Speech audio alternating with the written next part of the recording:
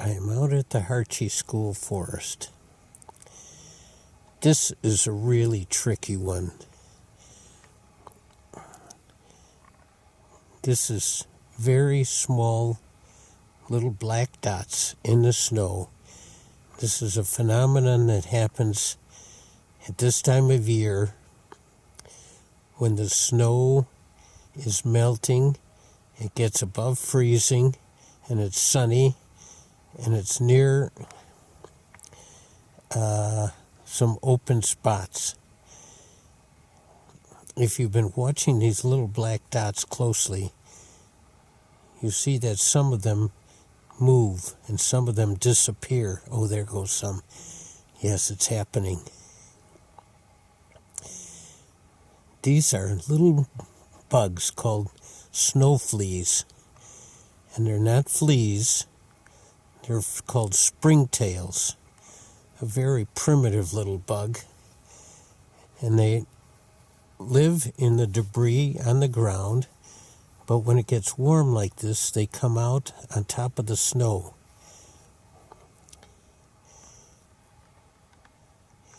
And it's just such an interesting little thing to notice.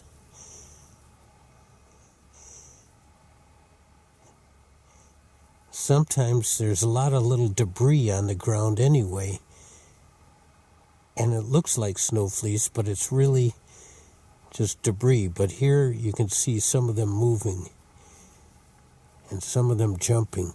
They are tremendous jumpers.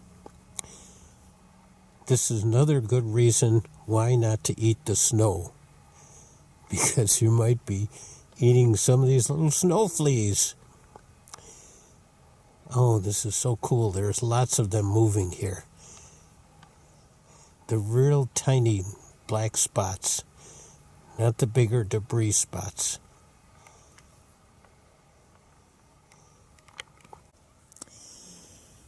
As long as we're looking closely in the snow, here's a burdock cluster, and if we look close, you can see the little ends that are hooked. This is the inspiration for Velcro, and it's a way that the plant has learned to spread its seeds all around. And normally I don't see the seeds like this, so this is the first time I've seen the seeds from the Velcro clusters like this all around here. Let's see. We can get some to fall out. Just an interesting thing to see here. Velcro was inspired by this plant. The man walking his dog, and he was very curious. His dog came back full of these, and then he looked at them closely and saw all the little ends that were hooked, and that's how he invented the Velcro.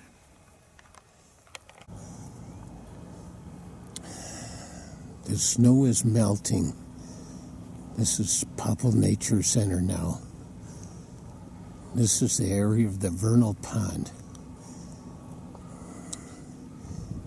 It's beginning to come to life. It'll just be a few more days like today, and the snow and the ice will be melted.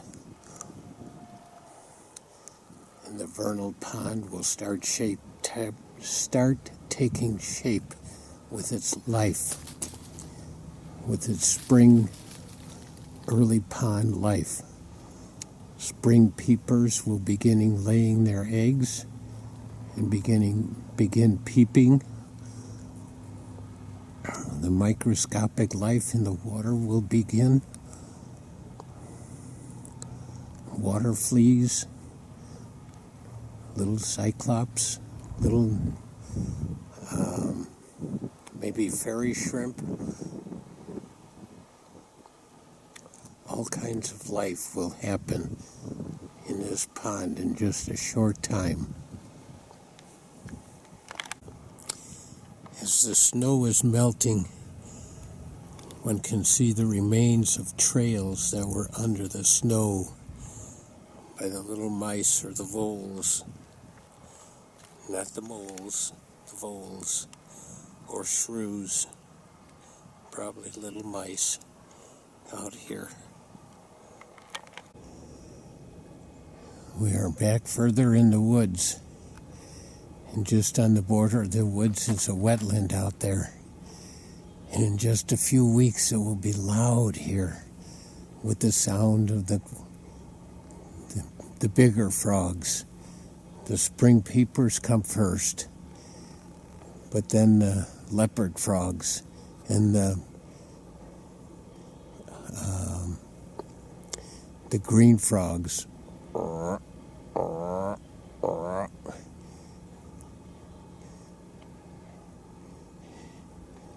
And there will be all kinds of frog sounds out there and in here now. This is the beginning of life again, the beginning of activity. The plants will start turning green. Life is beginning again. Activity is beginning again.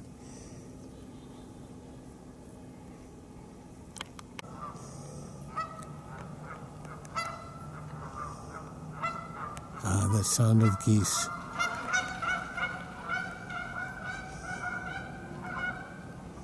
This is the site of one of the nests last year. And the geese will soon be nesting all over again in the marshlands and along the lakes and along the river here, laying their eggs. The predators will be coming out and looking for their eggs, the foxes and the possums and raccoons, coyotes be looking for the geese themselves. Oh, the whole excitement of spring is starting over.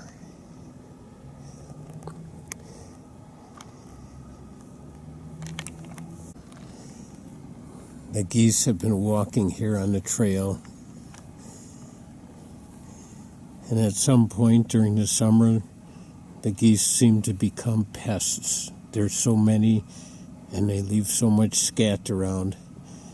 But now it's like seeing old friends.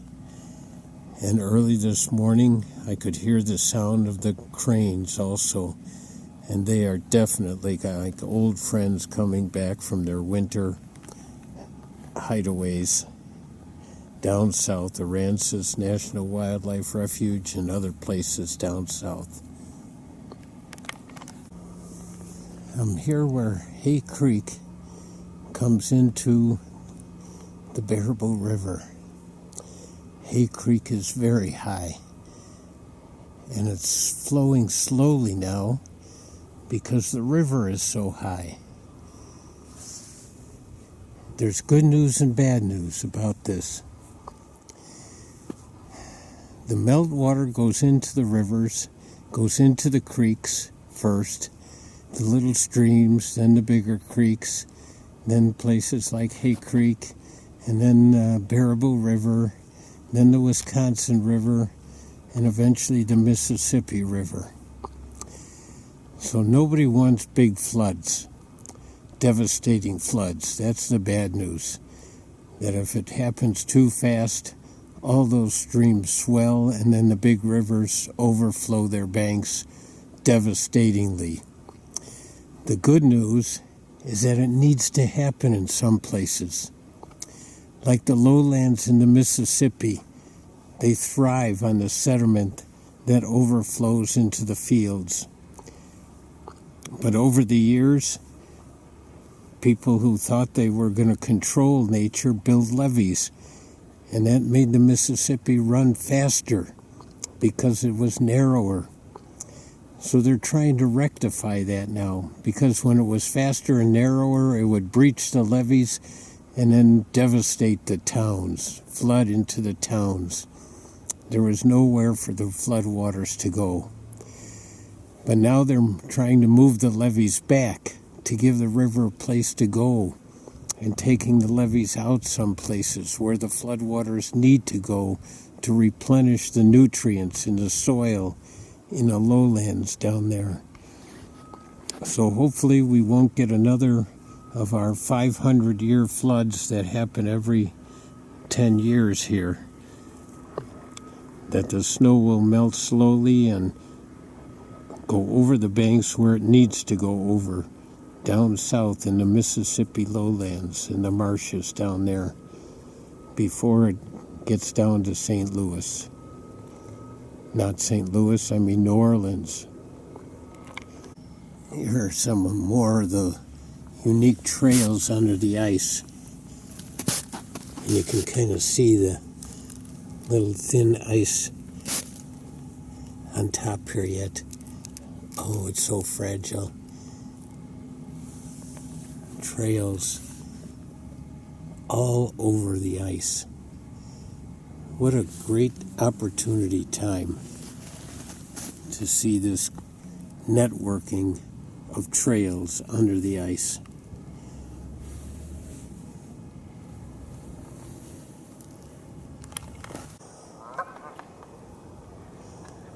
There's a pair of geese here. They didn't fly away. There were a couple of ducks, and they flew away right away.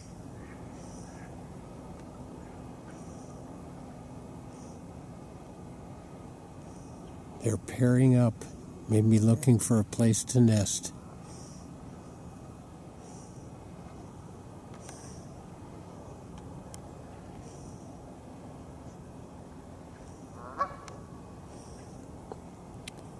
My brother Kevin watches some of these, and he says there's not enough action.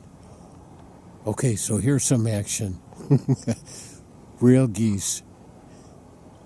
All right, I know they're pretty common, but it's so nice to see them again. And that water is so cold right now.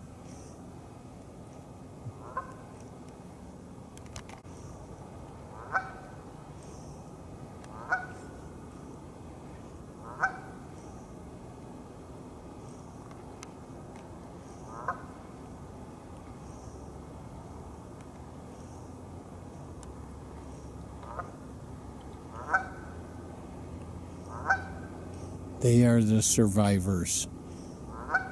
They deal with us people and still do well.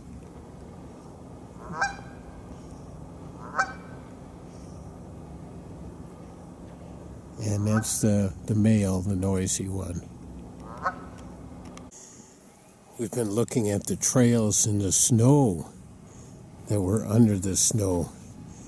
But now look at all the trails that were in the grass under the snow. Oh, this is so cool here. All around here.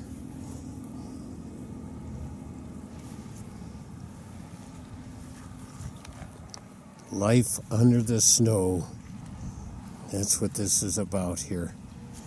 Oh, look at these interconnecting, winding, intertwining trails under the snow.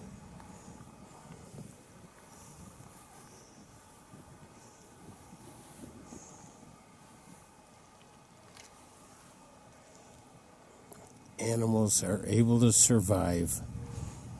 It's amazing. It's March 6th. I'm at Hemlock Draw. And of course, I'm looking at the bluffs here, the sandstone. But the more I learn about it, the more I wonder about what kind of sandstone. And there's big ledges here. So from what I've been learning, the ledges are probably more resistant sandstone, or possibly some dolomite, which is more resistant to erosion. But it's pretty impressive. And it's different colors here, so it's different kind of sandstones. The weather has been pretty mild lately, in the high 40s, and it is today, getting close to 50 this weekend. So it's pretty much the beginning of spring. And we've come full circle. Last year around this time is when we started these videos. And we've done a lot of exploring. We've seen this in the winter, in the spring, the summer. Now here we are again back in the spring. Hemlock Draw. It's a Nature Conservancy land. There's still some snow. Most of it on the hillsides is gone. Some of the spring birds have come back. The cranes, some of the geese. I've heard people say they've seen snakes. I have not seen any yet, but I'm looking. Even though up by Reedsburg, there's a lot of land where the snow has all been melted off. There's a lot of snow still here. I was thinking there'd be less snow, but there's quite a bit on the trail and also up in the woods yet. So maybe it'll be different down by the creek, but up here winter still has a hold on things. Well, we're down by the creek now. There's still a lot of snow in some spots. The creek is beautifully clear. In some spots over here, there's very little snow.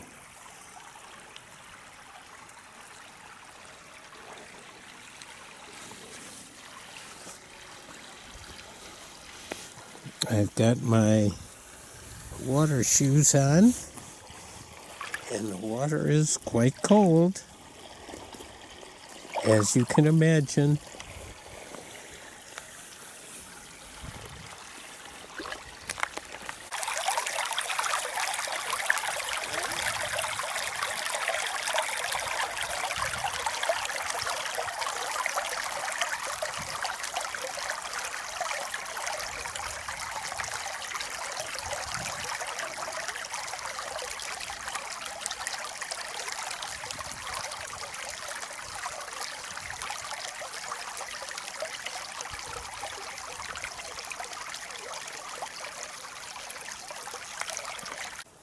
Some of the ice formations along here are quite unique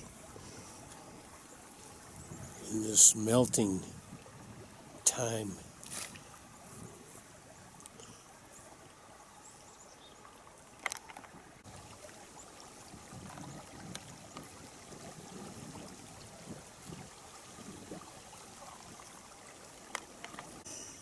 Looking at the edge here along the creek, this looks like a big sandstone, or maybe a pretty resistant kind. But then we've got a rock here, looks like bearable quartzite, which is a metamorphic rock from sandstone. And then we've got this rock here. It's white. Must have a lot of quartz in it. Maybe it's limestone, maybe it's dolomite. And then we've got this one. And it's got some kind of, looks like a fossil in it.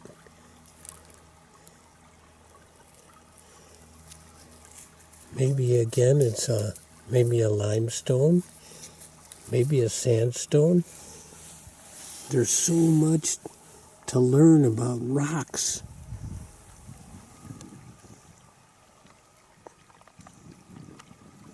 All around here, different kinds. So there's plants and there's water, there's animals, there's fish. So much around here to learn about.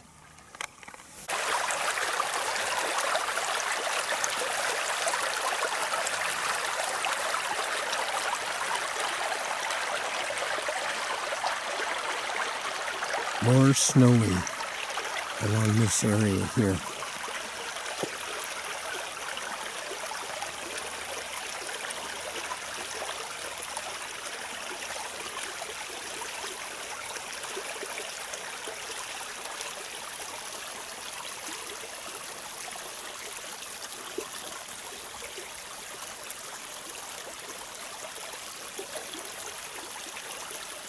Nice sounds.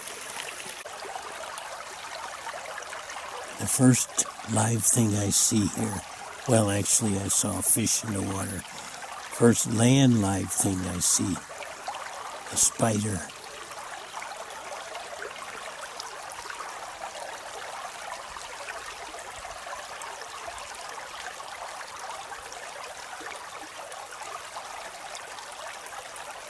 There he goes. Spring is things coming alive. And here we have a spider coming alive.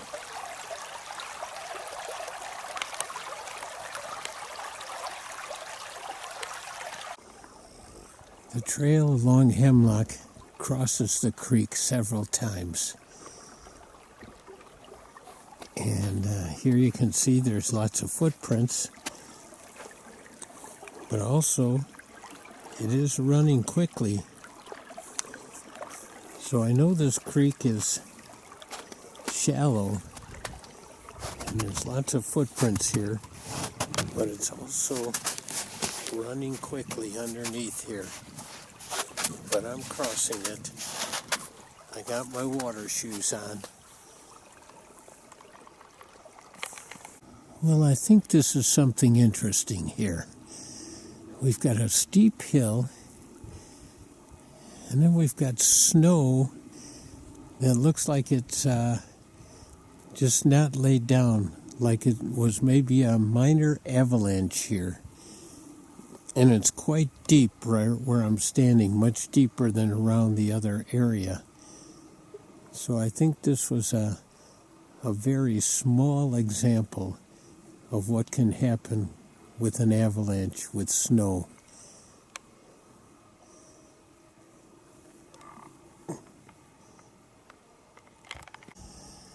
As I'm leaving Hemlock Draw, I just happened to look up and see this cave. Oh, that looks like some place to explore. Maybe the next time. It also looks like it could be a place where turkey vultures would roost. And a nice hard shell on top, it looks like here.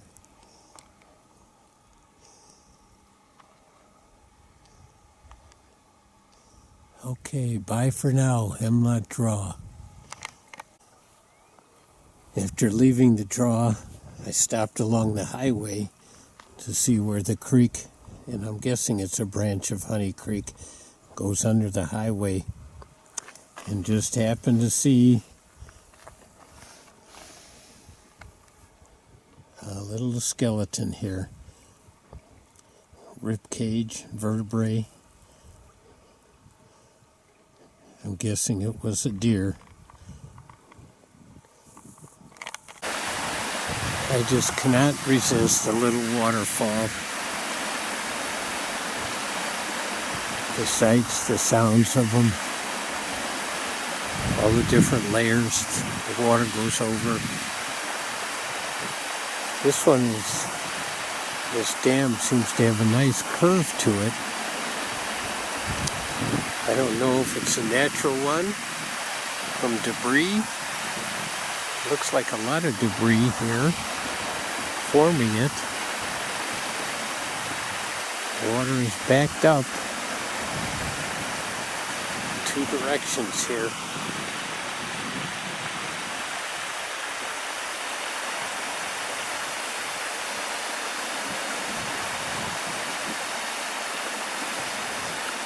I think that's it today for Hemlock Draw and surrounding area.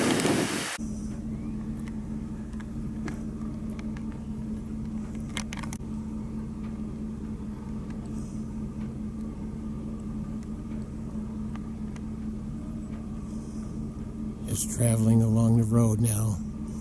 The hawks are coming back.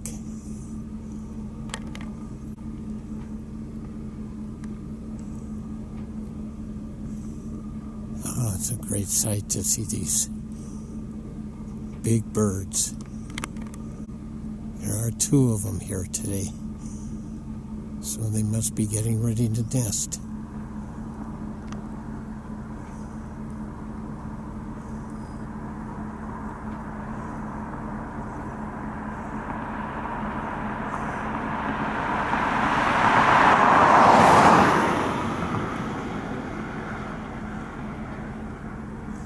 Big broad wings, just gliding along. Just driving on the road out near Waniwak. Come to this beautiful sandstone hill bluff here. Different colors of sandstone, different textures, different shapes. Oh my gosh. It is amazing here. Look at all those layers. And the cracks in it right up there too. The lines. Eerie. This is just an amazing wall of sandstone created millions of years ago. Oh, you know the story. By the inland seas, when we were down near the equator. Okay, we're out at Devil's Lake. Silas has an ice block. Yep. He's going to slam it on the rock. Oh, Do a little harder. They've been breaking into real longitudinal shards. We're going to try it again here. Here's one.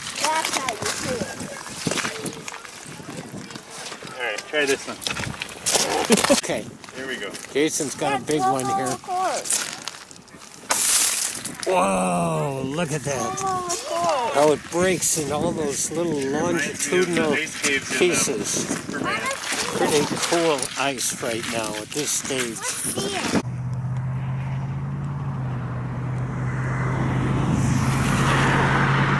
Just had to stop for some old friends from down south. Spent the winter down there, and now they're back. Nice to see them, nice to hear their call. They're such beautiful big birds.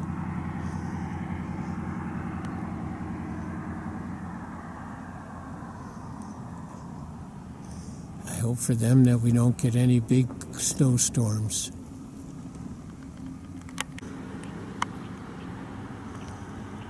There's the 2 of them together. Landowner just came by and said they come back every year. He thinks they're the same 2. And I guess they could be.